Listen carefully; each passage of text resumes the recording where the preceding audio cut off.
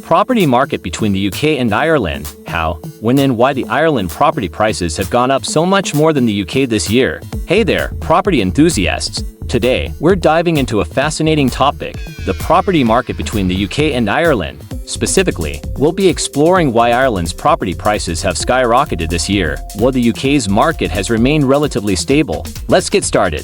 First, let's talk about the UK's property market. Despite the global pandemic, the UK's property prices have actually increased by a modest 3.5% this year. This is mainly due to the government stamp duty holiday, which has encouraged buyers to make their purchases before the deadline. Now, let's move on to Ireland. In stark contrast, Ireland's property prices have experienced a whopping 12% increase this year. This massive surge can be attributed to a combination of factors, including the country's strong economy, low interest rates, and a growing population.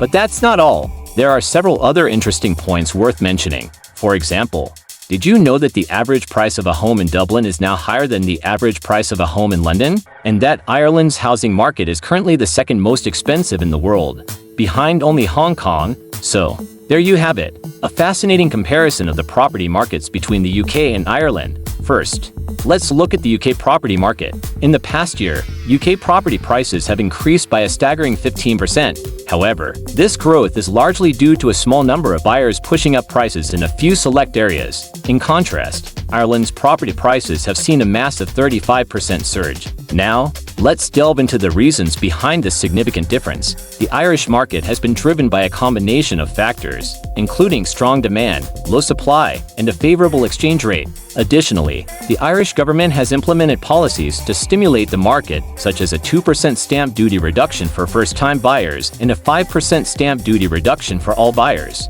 So, is the UK still a great place to invest in property in 2025? Well, it's important to remember that the UK market is highly regulated, which can make it more difficult to find investment opportunities. However, if you're looking for a long-term investment, the UK might still be a good choice. That's it for today's video, folks. I hope you found this comparison of the UK and Irish property markets informative and engaging. If you enjoyed this video, please give it a thumbs up.